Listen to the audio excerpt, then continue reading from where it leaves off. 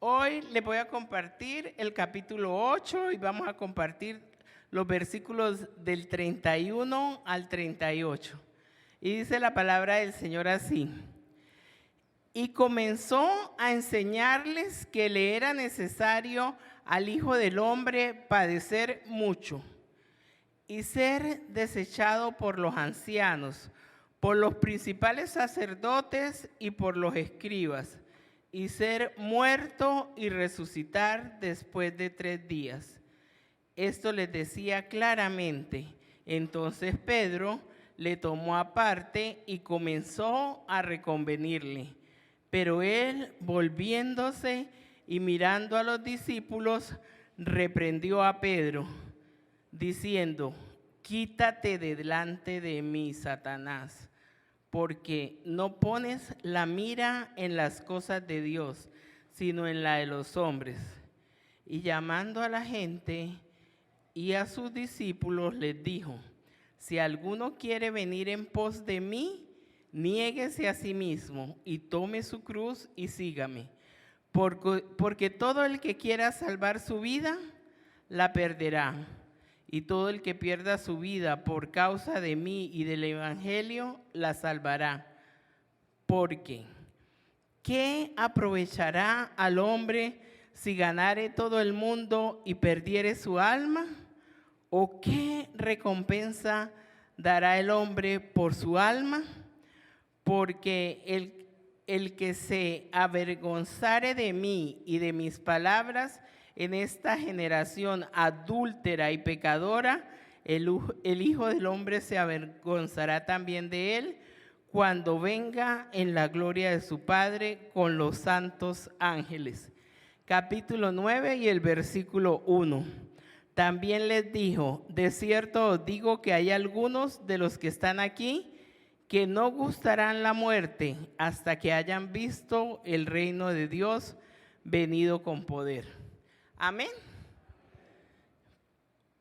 Carlos de Foucault escribió: nunca amamos lo suficiente. Nunca amamos lo suficiente. ¿Creen ustedes que nunca amamos lo suficiente?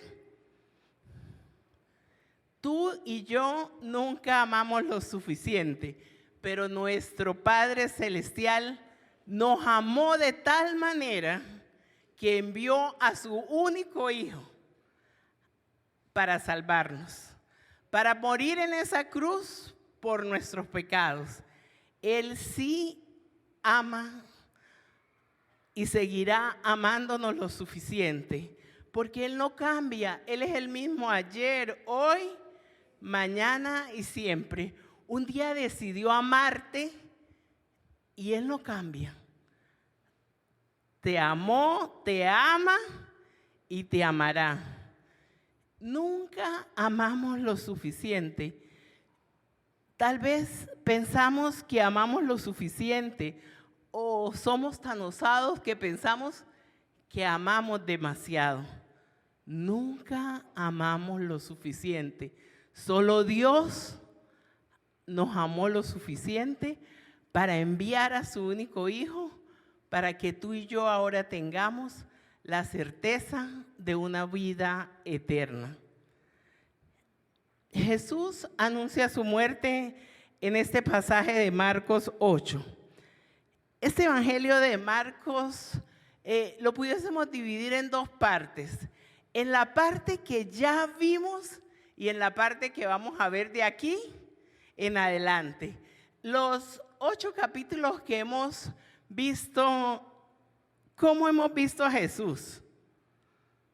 Sanando, hemos visto a Jesús ayudando, hemos visto a Jesús consolando y hemos visto a Jesús restaurando. ¿Cómo han sido estos 8 capítulos? ¿Cómo lo ha hecho Jesús? Jesús lo ha hecho con poder y lo ha hecho con autoridad.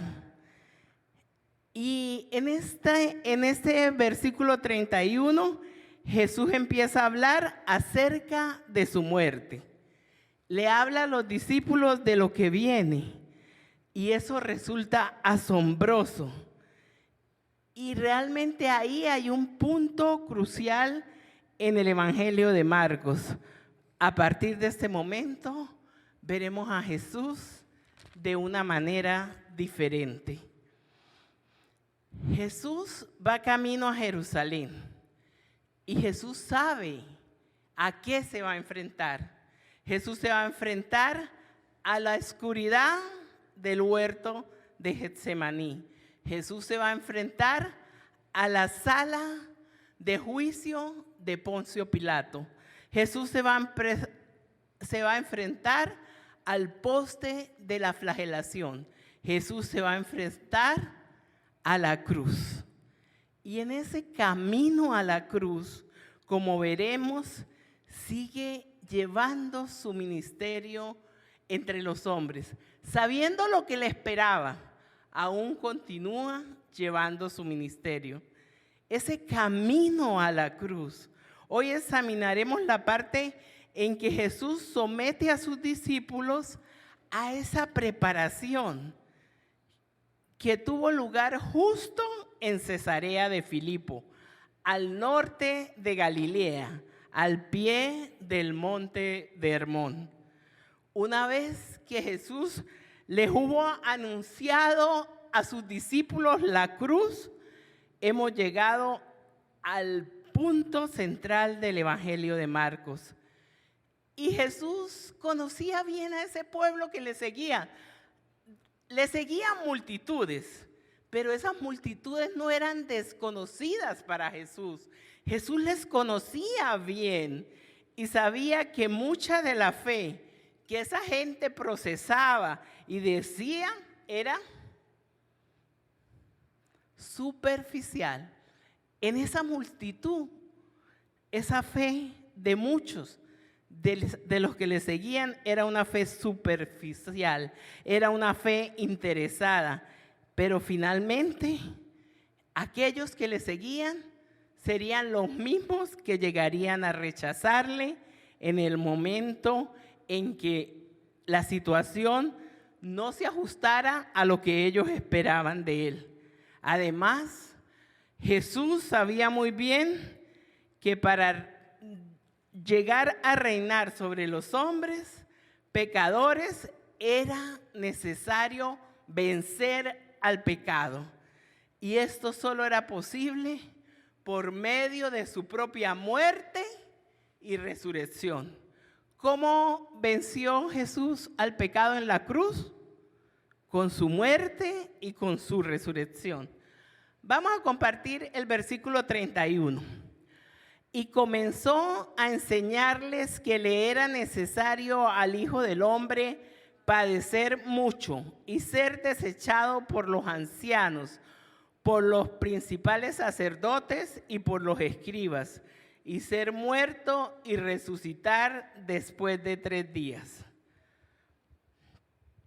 En ese momento en que Jesús anuncia su muerte, en ese momento ya los discípulos entendieron que Jesús era el Mesías y se hacía necesario, ya que sabían que Jesús era el Mesías, se hacía necesario que conocieran y comprendieran también qué tipo de Mesías era Jesús.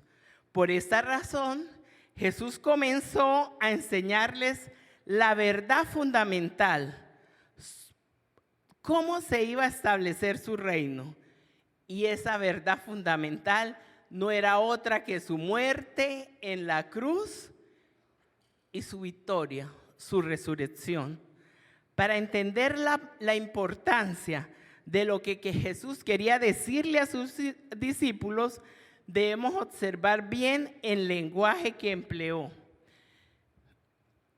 Y comenzó a enseñarles que le era necesario. ¿Le era necesario? ¿Le era necesario? ¿Por qué era necesario? Porque era necesario que los discípulos lo comprendieran, que lo empezaran a ver como el Mesías. Pero, ¿por qué era necesario? Esa parte era una parte principal y primordial del plan divino para el establecimiento de su reino. Los judíos no habían considerado el grave problema del pecado, ese pecado que afecta la vida del ser humano. El Señor lo sabía que los judíos no estaban considerando la gravedad del pecado. Y con el pecado no es posible implantar grandes principios del reino. Y entonces el Señor Jesús les expresa a los discípulos claramente en el Sermón del Monte, en Mateo 5:7, cómo es necesario que nuestros corazones sean regenerados y que no haya pecado en ellos, sino si queremos erradicar el pecado y establecer el reino, solo había una forma de hacerlo, y esa forma era el camino a la cruz, su muerte allí en la cruz y su victoria, la resurrección. El Señor no solo les dijo que iba a padecer mucho, sino que también especificó que serían los mismos líderes por los principales sacerdotes y por los escribas, y ser muerto y resucitar al tercer día. ¿Quiénes iban a ser ellos? Los líderes espirituales del pueblo no aceptaban sus pretensiones mesiánicas y fueron ellos, los ancianos, los líderes, los sacerdotes y los escribas, quienes desecharon al Mesías. Finalmente el Señor les dijo que sus padecimientos habrían de terminar en la muerte en la cruz y más tarde en su resurrección al tercer día. Y aunque de alguna manera estaba adelantando el hecho de que la vida había de surgir de la muerte y que esa aparente, porque era una aparente derrota en la cruz, sería seguida de la victoria de la resurrección. Amén. La muerte no pudo con Jesús. Él resucitó al tercer día. Esa es su victoria, que está vivo, que está resucitado. Y el versículo 32 dice, esto les decía claramente. Entonces Pedro le tomó aparte y comenzó a reconvenirle. El apóstol Pedro reaccionó rápidamente ante lo que Jesús estaba diciendo. No podemos negar que Pedro amaba a Jesús. Pedro amaba a su Señor. Y esas palabras afectaron a Pedro hasta tal punto que de ninguna manera Pedro quería ver sufrir a su Señor. Pero también Pedro manifestaba el sentir popular en cuanto al Mesías, porque ya los discípulos conocían que Jesús era el Mesías y que la excluida de toda idea del sufrimiento. Ellos esperaban un Mesías que jamás tuviera que sufrir, un Mesías que jamás tuviera que pasar por la muerte, un Mesías que mucho menos tuviera que pasar por una muerte tan dolorosa como la muerte en la cruz. ¿Cómo podía ser la muerte el comienzo digno de un reino? Pedro no lo comprendía, no comprendía la necesidad de la cruz. ¿Será que tú y yo comprendemos hoy en día esa necesidad de que Jesús muriera allí en esa cruz, que cargara con todos nuestros pecados y que tuviera la victoria al resucitar? ¿Será que tú y yo sí reconocemos la necesidad de la cruz? Y Pedro seguramente, al igual que los otros discípulos, pensaban lo mismo, aunque los otros discípulos no llegaron a expresarlo. Y así sucedió. Vayamos a la Primera de Corintios. Primera de Corintios, capítulo 1, y vamos a leer el versículo 18. Primera de Corintios 1 y el versículo 18. Porque la palabra de la cruz es locura a los que se pierden, pero a los que se salvan, esto es a nosotros, es poder de Dios. La cruz para ti, para mí es poder de Dios. Vayamos al versículo 33. Pero él, volviéndose y mirando a los discípulos, reprendió a Pedro, diciendo: quítate delante de mí, Satanás, porque no pones la mira en las cosas de Dios, sino en la de los hombres. ¡Wow! No quisiera estar en los zapatos de Pedro. Me imagino que ninguno de ustedes tampoco, ¿verdad? No deja de sorprendernos cómo el apóstol Pedro, que momentos antes había hecho una declaración tan acertada acerca de Jesús. Vayamos ahí a Marcos 8, pero compartamos el versículo 29. Entonces él les dijo: ¿y vosotros quién decís que soy? Respondiendo Pedro le dijo: tú eres el Cristo. Había acabado Pedro de hacer esa afirmación tan acertada en Marcos 8:29, y ahora descendía tan bajo, haciéndose merecedor de una de las represiones más fuertes que recordamos del Señor Jesús. Quítate de delante de mí, Satanás. Wow. ¿Cómo se sintió Pedro cuando el Señor le reprende delante de sus compañeros, delante de los otros discípulos? ¿Cómo se sintió Pedro? Ustedes llegan por un momento a imaginar. Y este versículo 33 trae especialmente una aplicación para tu vida y para mi vida. Así somos tú y yo, así somos nosotros. Aun cuando tú y yo estamos cargados de buenas intenciones, como el apóstol Pedro, llegamos a cometer terribles equivocaciones. Y el hecho de haber salido victoriosos de determinadas circunstancias no nos debería llevarnos a bajar la guardia. Dile a tu hermano: no bajes la guardia.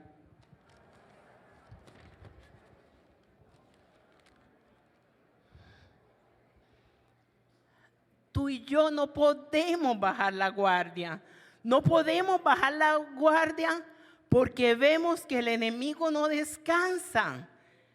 Y nosotros, tú y yo, somos mucho más débiles de lo que creemos. Nos creemos fuertes porque no, ya el Señor me dio la victoria.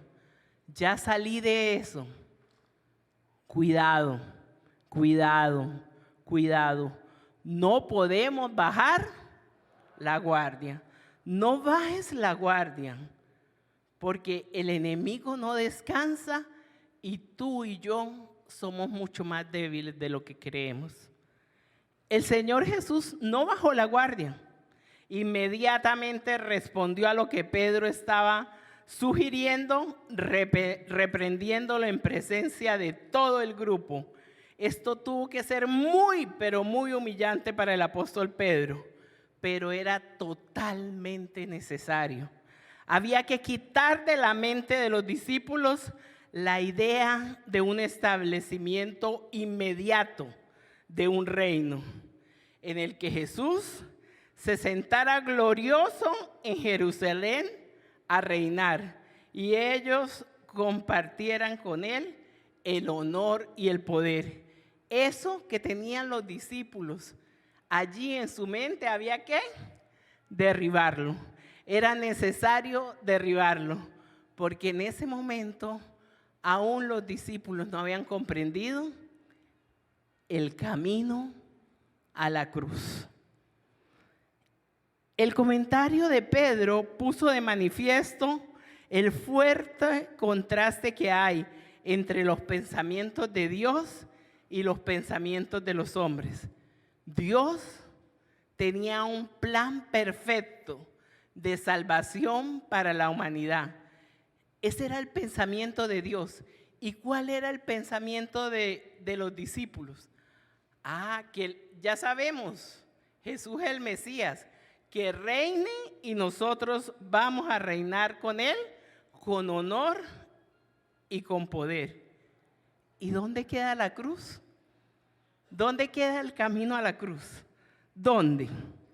El hombre no logra ver la gravedad del pecado y cómo el pecado nos aleja de Dios.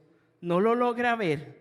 Así que mientras que para Dios es fundamental solucionar este problema del pecado en primer lugar,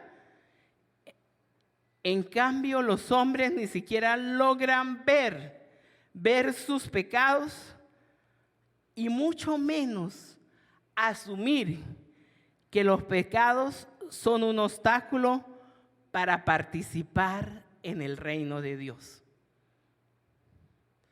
Cuando tú y yo comprendamos que el pecado es el mayor obstáculo para participar del reino de Dios, nuestra vida va a cambiar. Vamos a querer estar en el centro de la voluntad del Señor todo el tiempo, amando las cosas que el Señor ama y aborreciendo las cosas que el Señor aborrece, porque en ese momento vamos a comprender que el pecado es el mayor obstáculo para participar en el reino de Dios. El pecado nos aleja del Señor, hace una barrera en la comunicación que tenemos con Dios. Tú y yo no queremos eso para nuestras vidas, ¿verdad que no?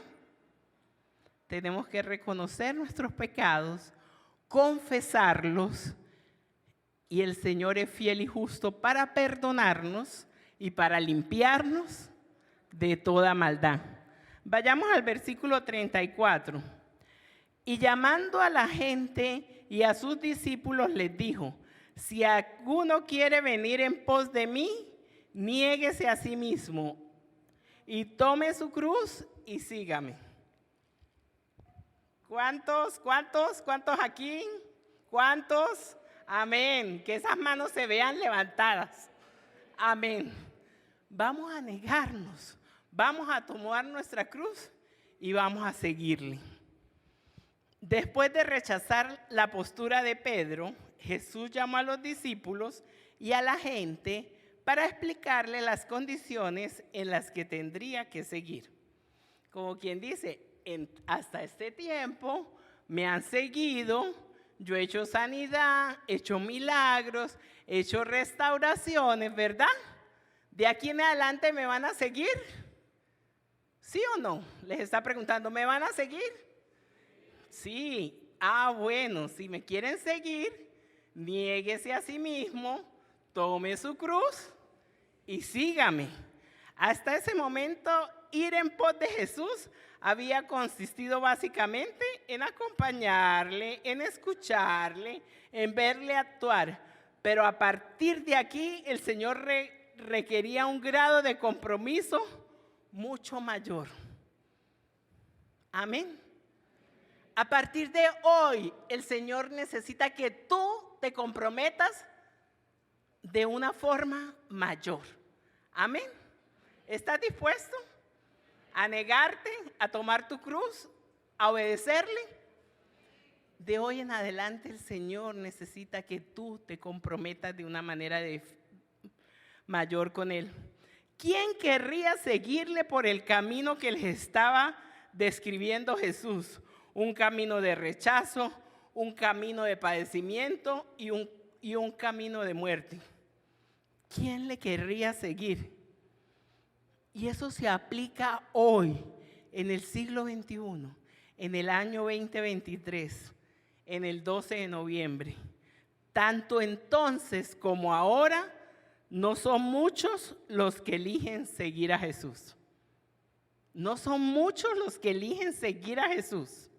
Salgamos allá afuera, a la autopista. Hagamos una estadística. Tomemos nota. No son muchos los que eligen seguir a Jesús. Y yo te pregunto en esta mañana, ¿quieres seguir a Jesús? Amén, claro que sí, yo quiero seguir a Jesús hasta el día que parta a su presencia o que Él venga por su iglesia.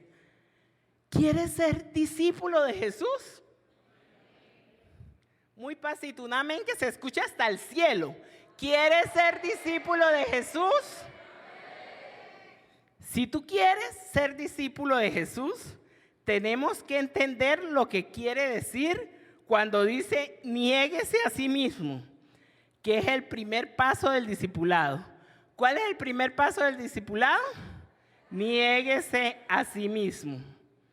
Negar quiere decir repudiar alguna relación con algo, es decir, afirmar que no nos relacionamos con lo que sea que tengamos a la vista. ¿Dónde tenemos nuestra mirada? Puesta, enraizada en el Señor. Negarse quiere decir renunciar. Renunciar al derecho de dirigir nuestra vida y que nos sometamos al liderazgo y al señorío de Jesús. ¿Cuántos en esta mañana están dispuestos a renunciar al derecho de dirigir su vida y a someterse al liderazgo y al señorío de Jesús? ¿Cuántos? Que así sea.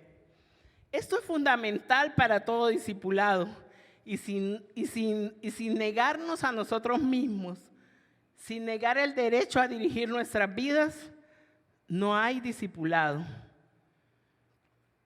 Y el segundo paso para el discipulado es tomen su cruz, tome su cruz. ¿Qué quiere decir tome su cruz? ¿Qué quiere decir tome su cruz? Tome su cruz, acepte su cruz, gloríese en la cruz, aférrese a la cruz, porque la cruz es algo bueno. En la cruz hay salvación, en la cruz hay poder. Eso es, tome su cruz. La cruz te colocará en el lugar perfecto, en el lugar donde tú estás dispuesto a recibir la gracia de Dios. Allí, cuando tomas tu cruz, la gracia de Dios desciende sobre tu vida. Por eso es que la cruz tiene valor para ti y tiene valor para mí. El primer paso, niéguese. El segundo, tome su cruz. Y el tercer paso es, sígame, lo cual significa literalmente obedecer. El Señor está hablando no estoy diciendo, Pedro, sé perfecto, Juan, sé perfecto, María, sé perfecto, Sandra, sé perfecto. No. ¿Qué está pidiéndonos el Señor? Que nos neguemos a nosotros mismos, que nos sometamos a su liderazgo y a su señorío, que tomemos nuestra cruz para que su gracia sea derramada en nuestras vidas y que le obedezcamos. Es necesario que tú y yo le obedezcamos. No tenemos que ser perfectos para poder ser discípulos de Jesús. Jesús sencillamente lo que quiere decir es lo que implica el discipulado. ¿Quieres ser un verdadero discípulo de Jesús? Amén. ¿Quieres ser un verdadero discípulo de Jesús? niéguese a sí mismo, tome su cruz y siga a Jesús en obediencia. Y vayámonos para el versículo 35. Porque todo el que quiera salvar su vida, la perderá. Y todo el que pierda su vida por causa de mí y del evangelio, la salvará. Este versículo es la parte de Dios en la obra del discipulado en tu vida y en mi vida. Jesús no vino con el fin de llamarnos a una definitiva sequía en nuestra vida, a un desierto, a una debilidad, a una oscuridad, a una muerte. No, Jesús vino a llamarnos a la vida, a la riqueza, al disfruto, a que nos sintamos realizados y asegurarnos una vida eterna, a dar salvación para tu vida y salvación para mi vida. El discipulado es vida. El discipulado hace que nos sintamos realizados y satisfechos. ¿Cuántos de aquí tienen el maravilloso privilegio de servir al Señor? Gloria a Dios por la vida de cada uno de ustedes y por la disposición de sus corazones para hacerlo. ¿Cómo se sienten después de servir al Señor cuando llegan a su casa así, cansados, sudados, arrastras, así? ¿Cómo está su corazón? ¿Qué sienten en su corazón? ¿Cómo palpita su corazón? Gozo. El gozo de servirle al Señor es algo que ni tú ni yo podemos describir con palabras. Es algo maravilloso lo que sentimos después de servir al Señor. Realmente cuando somos esos verdaderos discípulos que nos hemos negado a nosotros mismos, que hemos tomado nuestra cruz, que estamos obedeciendo el liderazgo y el señorío de Jesús, llegamos a la casa tal vez físicamente agotados, cansados, mentalmente que ya no podemos más, pero nuestro corazón palpita al mismo ritmo de nuestro Señor. Nuestro corazón está lleno de gozo y ese día, después de bañarnos, colocarnos la pijama, acostarnos en la cama, estamos felices, estamos gozosos y estamos agradecidos al Señor porque un día nos eligió. Tú y yo somos elegidos. Dile a tu hermano, al que está al lado, eres un elegido por Dios.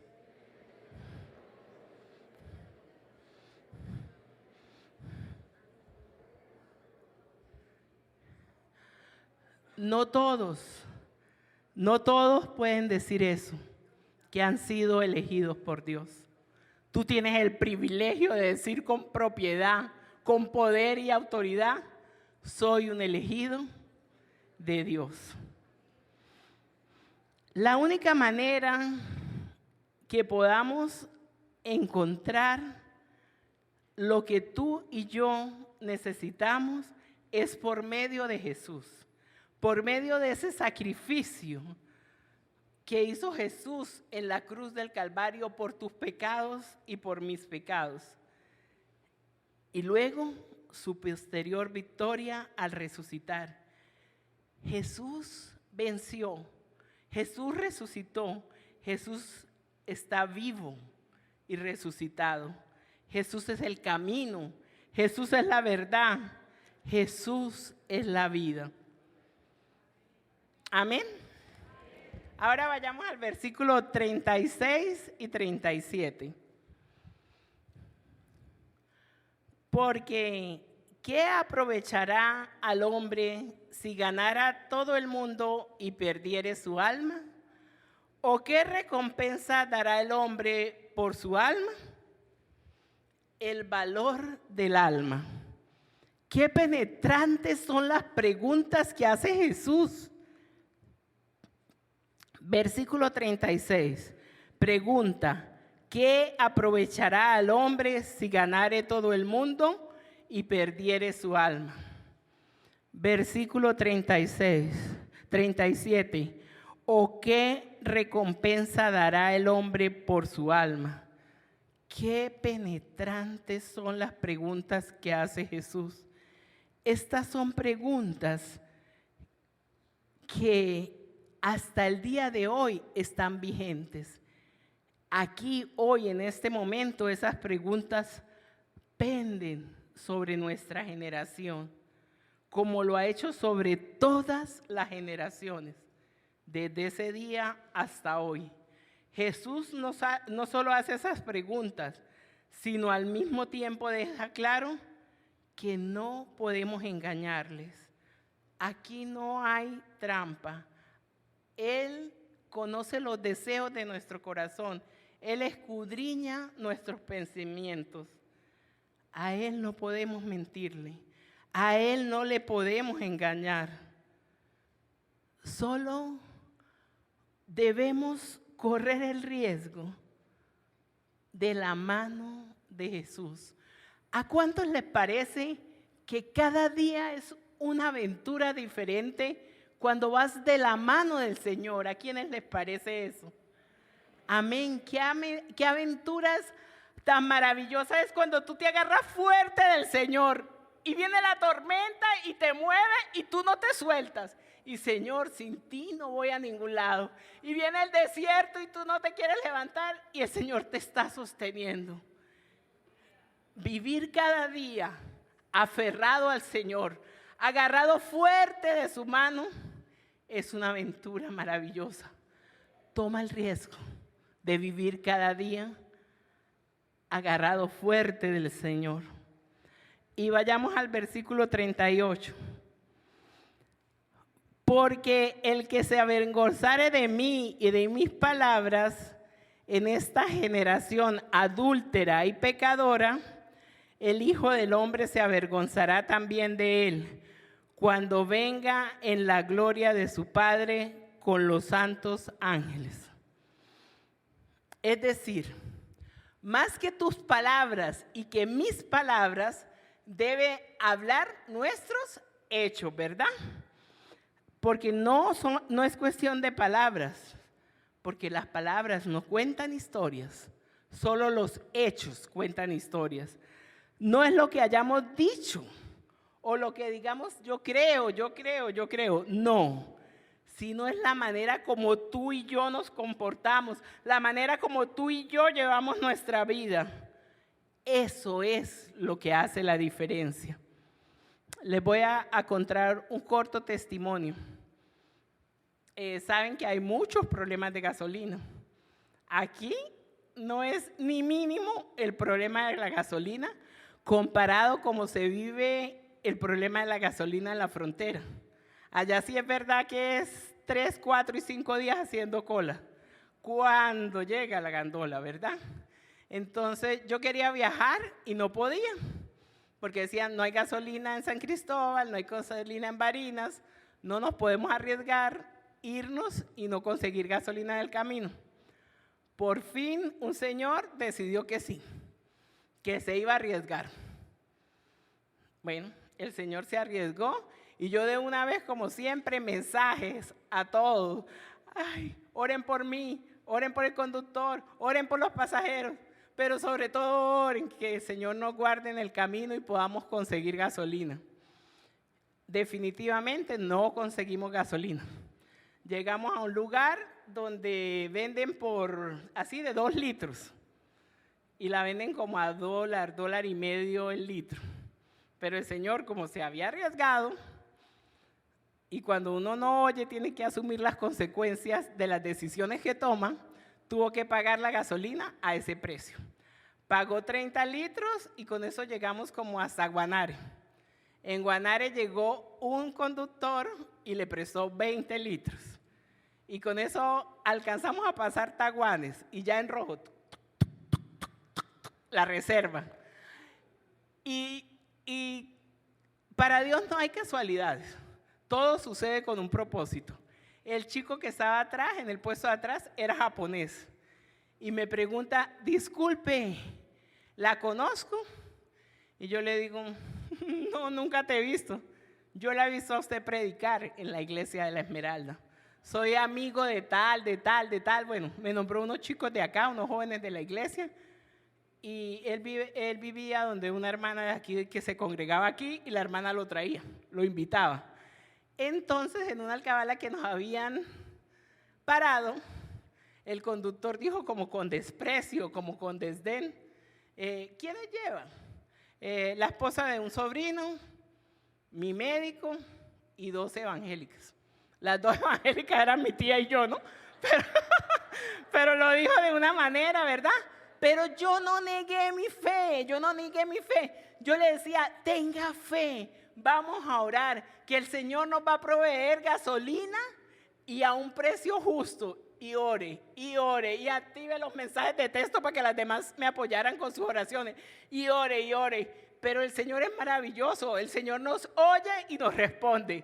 Y claro que el Señor no me iba a dejar avergonzada, porque el Señor no ha llamado para avergonzar a nadie, sino para que por nuestro testimonio otros que no le conocen puedan creer.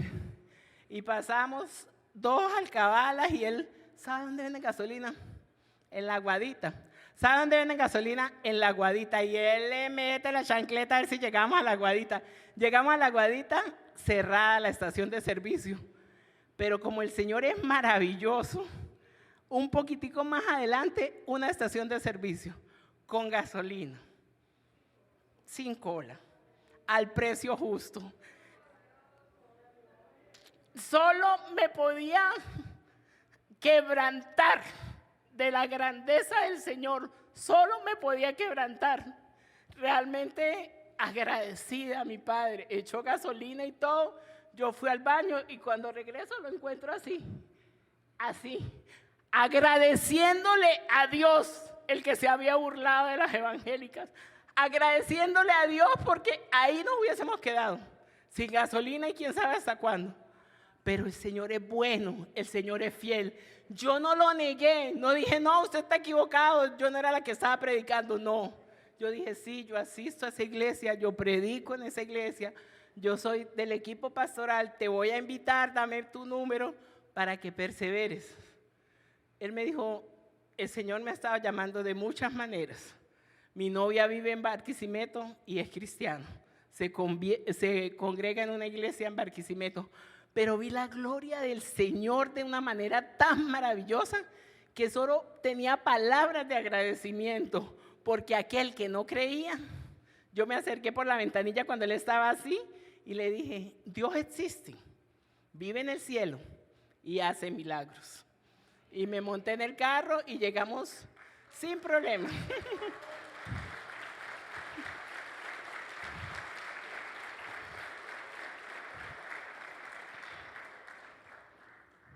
La gloria para el Señor y el aplauso también para el Señor.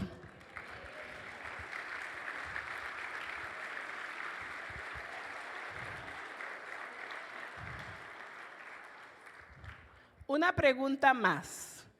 ¿Puede una persona ser cristiana y no ser discípulo? ¿Se puede venir a Jesús y todos los que vienen a Jesús y le reciben a su corazón como el Señor y Salvador de su vida, reciben vida si lo han hecho de todo corazón y lo han hecho con sinceridad al venir a sus pies? Se puede venir a Jesús, pero está claro que a menos que se realice la obra del discipulado, siempre quedarán con un vacío. Siempre hay algo más. Una hambre, una sed, algo más. ¿Qué te pasa a ti y a mí cuando leemos un libro? Cuando queremos más del Señor, cuando leemos la palabra del Señor, cuando escudriñamos las Escrituras, cuando le buscamos de madrugada. ¿Qué sucede en tu vida y en mi vida? Cuando tenemos esa hambre, esa sed de meternos con el Señor más íntimamente, de decirle, Señor, yo quiero estar contigo de madrugada. Señor, yo quiero escudriñar las Escrituras. Yo quiero que me hables a través de tu palabra. ¿Qué sucede en tu vida y en mi vida? Es ese vacío que solo puede llenar Jesús. Ese vacío solo lo puede llenar Jesús. Ese vacío solo lo puede llenar la comunión que tú tienes con tu Padre Celestial. Ese vacío solo lo puede llenar el escudriñar su palabra, el escudriñar las Escrituras, el alimentarte espiritualmente cada día. Ahí sí tú y yo somos discípulos, cuando le buscamos cada día con anhelo en nuestro corazón, cuando escudriñamos su palabra y cuando sentimos esa necesidad apremiante de que Él se revele a nuestras vidas. Yo cada mañana le digo, Señor, que este nuevo día sea una nueva oportunidad para amarte más y para conocerte más. Revélate a mi vida de esa manera maravillosa, sobrenatural. ¿Cómo se revela el Señor a tu vida y a mi vida?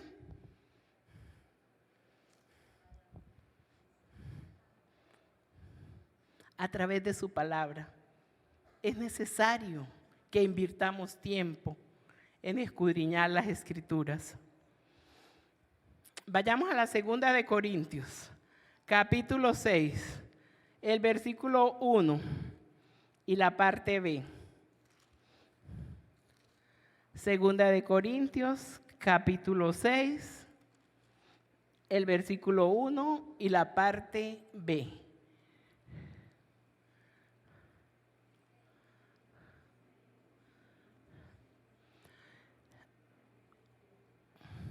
Os exhortamos también a que no recibáis en vano la gracia de Dios.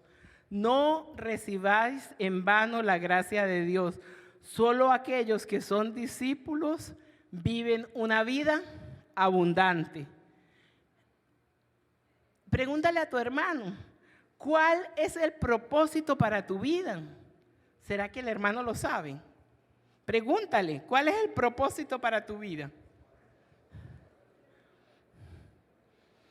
Y yo te pregunto en esta mañana, ¿qué quieres? Amado, amada, ¿qué quieres para tu vida?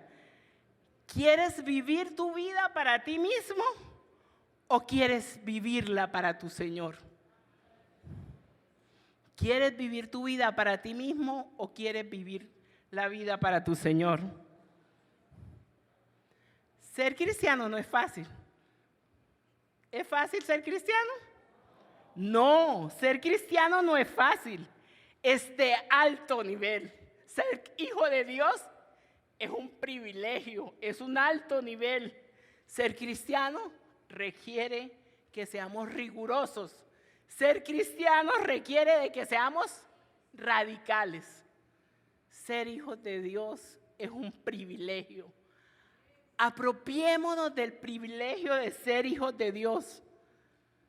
No es fácil, es de alto nivel, es riguroso, es radical, pero qué hermoso es ser hijo de Dios.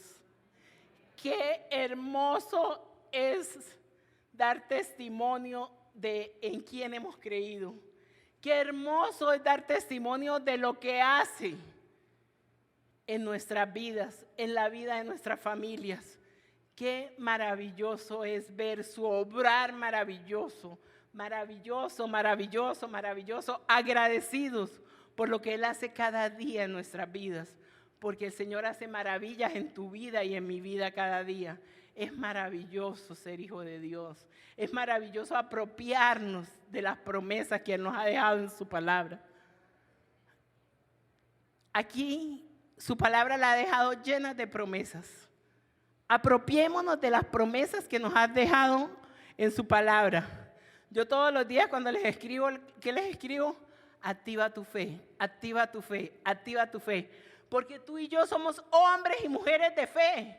Pero activemos nuestra fe, apropiémonos de las promesas que hay en su palabra.